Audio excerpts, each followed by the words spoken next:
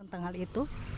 Ya, jadi memang tadi ada saya baca koran pos, suara pos tadi pagi bahwa soal kinerja pemerintah daerah Kabupaten Toli-Toli, dan berterima kasih apa yang telah disampaikan karena memang selama dalam pemerintahannya saya itu tidak pernah untuk publikasikan ke masyarakat, tetapi apa yang kami lakukan kami yakin ini adalah untuk kebaikan masyarakat, sehingga ini ada tanggapan-tanggapan masyarakat bahwa apa yang kita lakukan hari ini dianggap itu tidak ada. Padahal ini sangat luar biasa. Jujur tahun 2021 kalau tidak salah tanggal 26 Februari kemarin 2021 kita dilantik, kemudian 2 bulan kemudian itu sudah COVID. Ya, COVID. Ini COVID ini kan tidak gampang ini. Kita akan menangani kemarin ini karena 2 tahun berturut-turut ini COVID. Ini anggaran yang kita sudah siapkan anggarannya. Kemudian tiba-tiba dari pusat ini kita alihkan anggaran, ya otomatis kalau bicara soal infrastruktur pembangunan tentu ini akan habis, ini habis. Nah inilah yang menjadi catatan buat kita, saya bilang siapapun menjadi pemerintah itu akan sulit untuk mengimbangi hal-hal seperti itu.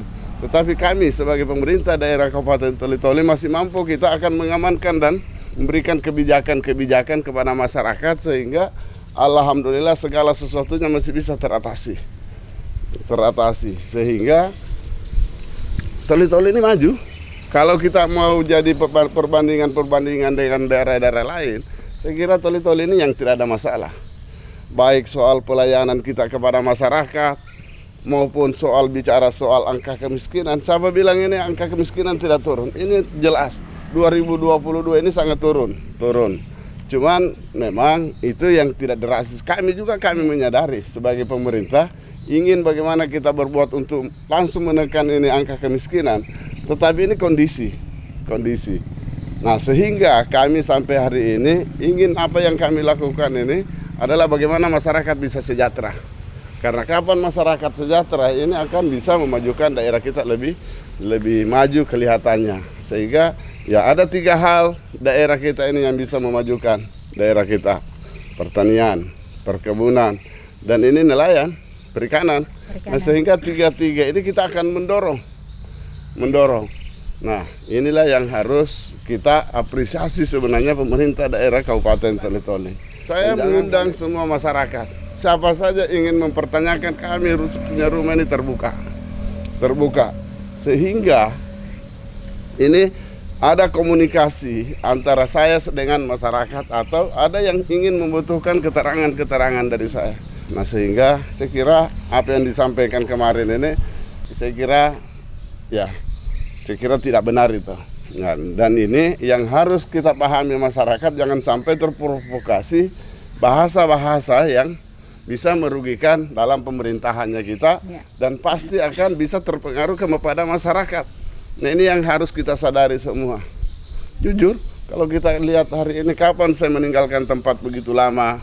Karena kenapa? Karena memang ingin bagaimana soal pelayanannya kita. Sehingga selama dalam pemerintahannya saya sampaikan kepada seluruh OPD.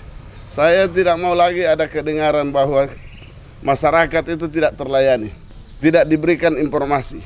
Tapi sampai hari ini alhamdulillah.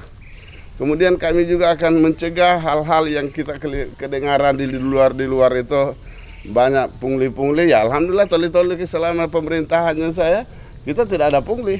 Iya. Nah makanya ini yang harus kita apresiasi pemerintahan yang ada di Kabupaten Toli-Toli. Saya kira itu, Bu.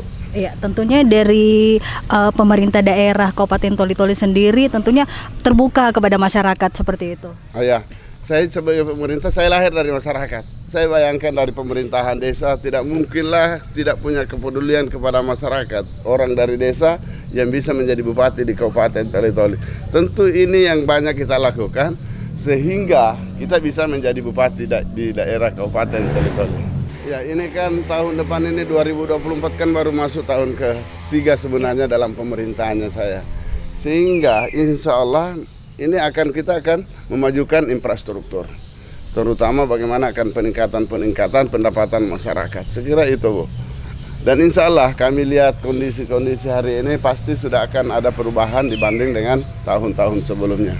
Ini ke depan kita akan selalu berusaha untuk bagaimana pembangunan yang ada untuk kepentingan masyarakat. Tentu ke depan ini akan sudah terarah betul-betul untuk kepentingan rakyat, bukan untuk konstituen.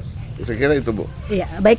Untuk kedepannya seperti ini Pak Bupati, karena kita ke depan nanti akan memasuki tahun-tahun politik. Dalam hal ini tahun-tahun panas seperti itu. Kira-kira dari Bapak Bupati sendiri selaku pemerintah daerah Kabupaten Toli-Toli menghimbau kepada seluruh masyarakat agar tidak gampang termakan isu hoaks seperti itu. Oh, itu yang sangat penting, Bu. Karena yang pertama-tama harus kita ingat ini bagaimana kita akan menjaga daerah kita ini yang sama-sama kita cintai.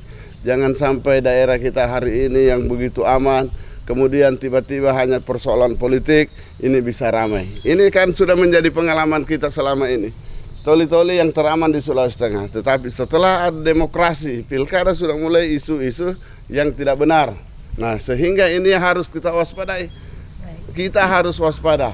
Jangan sampai hanya soal itu bisa Toli-Toli menjadi ada permasalahan dan juga masyarakat ini jangan sampai terpengaruh, jangan sampai terprovokasi hanya kepentingan politiknya sehingga untuk bagaimana bisa merugikan daerah dan juga merugikan masyarakat.